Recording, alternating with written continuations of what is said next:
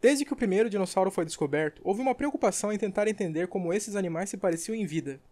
Para que isso seja possível, é preciso que a ciência encontre a arte, e assim podemos trazer esses animais de volta à vida.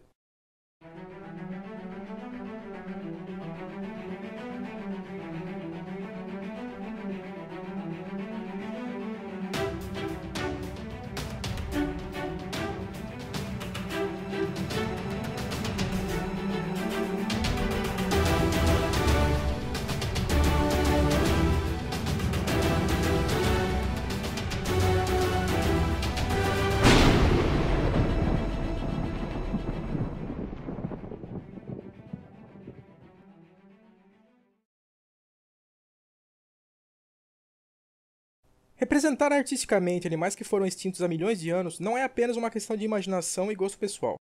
A paleoarte é o resultado do trabalho conjunto de cientistas e artistas, com o intuito de obter o resultado mais cientificamente correto possível. É importante lembrar que muitos paleontólogos são também paleoartistas.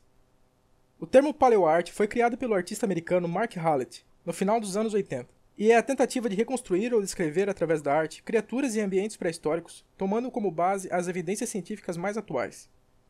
Para isso é preciso estudar a anatomia dos seus relativos vivos, como no caso dos dinossauros, as aves e os crocodilos. E através dessa comparação e de uma análise minuciosa dos fósseis, é possível entender como era a estrutura muscular desses animais. Após reconstruir os músculos com base em evidência científica, é preciso entender como a pele se comportaria sobre esses músculos.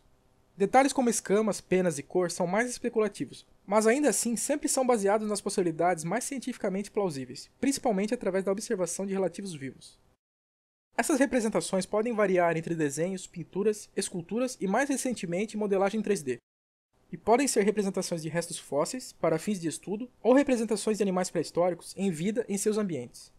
A primeira representação artística de um dinossauro foi o desenho de Robert Plot, publicado em 1676, e que retratava provavelmente um pedaço do osso da perna de um megalossauro.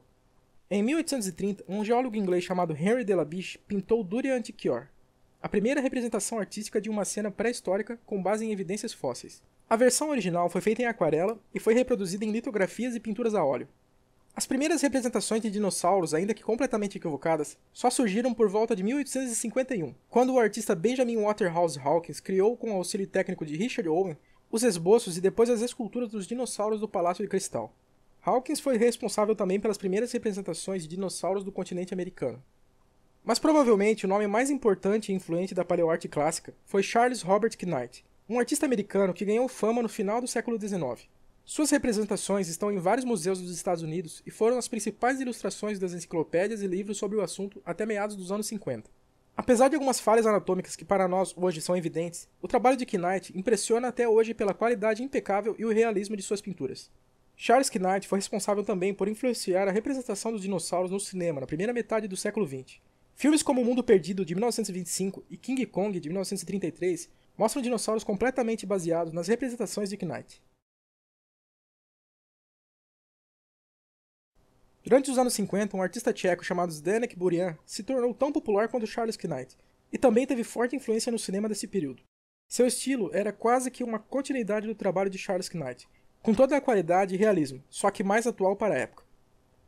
Esses dois nomes da paleoarte são provavelmente os responsáveis pela imagem dos dinossauros que temos na cultura pop, e continuariam sendo cientificamente relevantes até a renascença dos dinossauros, no final dos anos 60, quando John Ostrom e Robert T. Baker propuseram ideias que mudariam drasticamente a forma como entendemos os dinossauros, e consequentemente sua representação artística.